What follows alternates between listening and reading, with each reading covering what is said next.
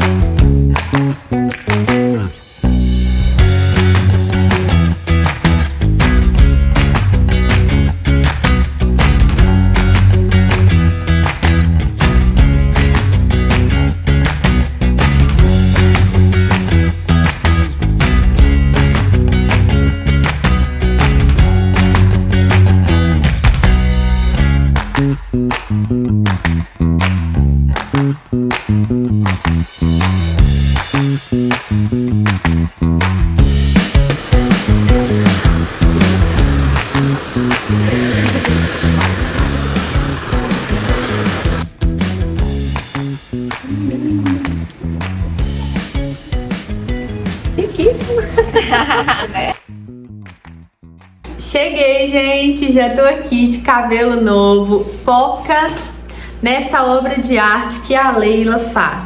Sim, a minha cabeleireira, ela chama Leila. Com certeza você vai lembrar de um meme aí, né? Impossível não lembrar desse meme. Leila, querida, você mora no meu coração.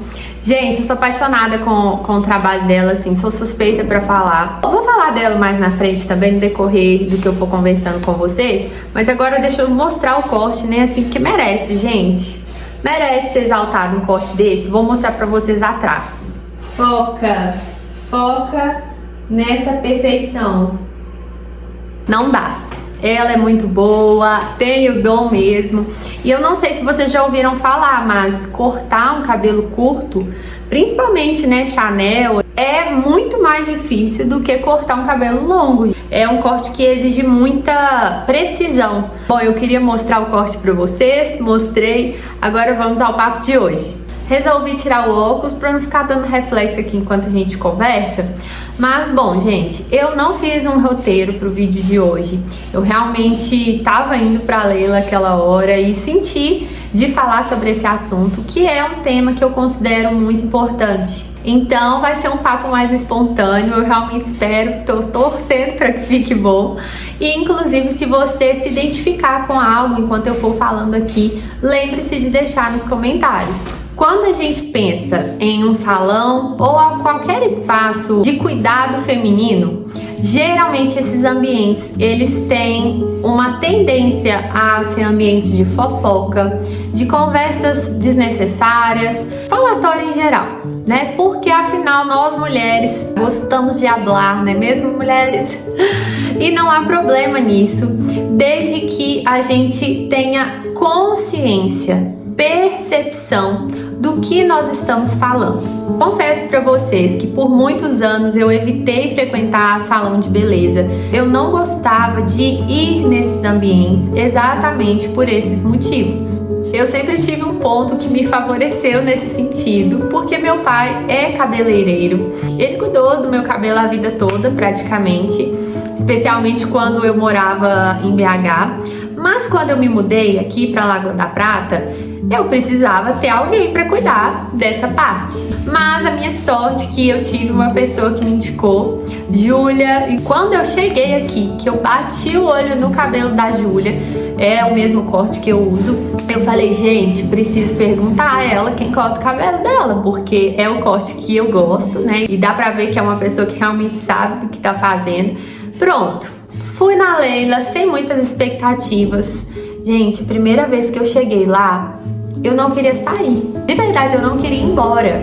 Abro parênteses para dizer que eu sou uma pessoa que ama ficar em casa, que ama estar na minha casa.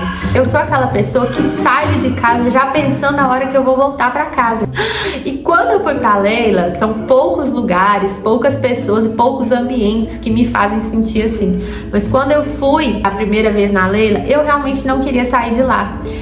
A presença dela, a paz que o ambiente do salão dela transmite pra gente é inexplicável. E claro, gente, essa questão de se identificar com o profissional é muito individual. Não necessariamente o profissional que eu me identifico você vai se identificar e vice-versa, mas certo é que você precisa se sentir bem. Afinal, você tá indo ter um momento de autocuidado. E pensa, por que eu tô indo me cuidar, tô indo tirar um tempo pra mim, mas eu vou estar em um ambiente desagradável, desconfortável, onde eu não me sinto bem? Eu vou lá para ser cuidada, mas eu saio mais pesada do que eu entrei? Será que realmente nós estamos prestando atenção nesses detalhes? O que me encantou na Leila, gente, o que me fez realmente me sentir bem nesse ambiente, é sentir que a Leila tem feeling, ela tem sensibilidade. Se eu chegasse em um dia falante, extrovertida, a Leila me correspondia da mesma forma. Ela conversava, ela rendia assunto comigo e tudo mais. Se em algum dia eu chegasse calada, mais na minha, mais introvertida, gente, a Leila ficava, sabe como? Quieta. Ela me perguntava só o necessário, ela fazia o procedimento, o que tinha que ser feito e simplesmente me deixava curtir o momento, porque muitas vezes a gente vai para esses ambientes querendo falar, como eu disse, mas às vezes você só quer ser cuidada, às vezes você só quer um momento de relaxamento, de desligamento da sua rotina, do que você faz. E não é bom, gente, quando você é cuidada por um profissional que tem essa sensibilidade de perceber o seu humor, a sua motivação do dia? Isso é tão sério que eu já, inclusive, deixei de ir em várias profissionais excelentes, assim, pessoas que em relação à profissão, ao dom, ao talento, eu não tenho nada a reclamar. Mas que eu deixei de ser cliente exatamente porque eram pessoas que estavam preocupadas mais em saber da minha vida pessoal ou falar da vida de outras pessoas do que muitas vezes proporcionar um momento agradável para mim enquanto cliente. E para concluir, eu quero falar primeiro a você que é uma profissional da beleza. Aprenda a respeitar o humor da sua cliente.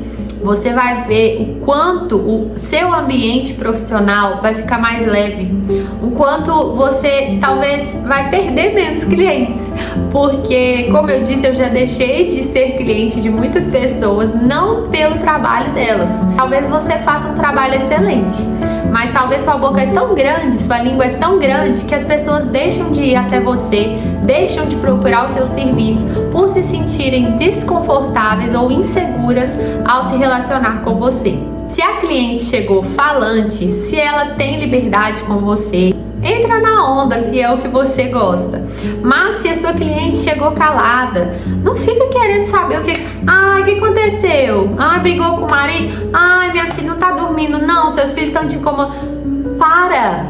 Para de querer saber da vida do outro. Vai acrescentar o que na sua vida? Não vai acrescentar nada. No final do dia, você vai ver que você vai sair do seu trabalho pesada, porque você soube da vida de tantas pessoas e talvez passou pra frente tantas informações dos outros que isso te descarregou. E aí você chega em casa cansada, sem energia para lidar com você mesma, com o seu marido, com os seus filhos, com a sua casa, porque você gastou tudo falando da vida dos outros. E a você, cliente, entenda que a ética, ela depende de você também.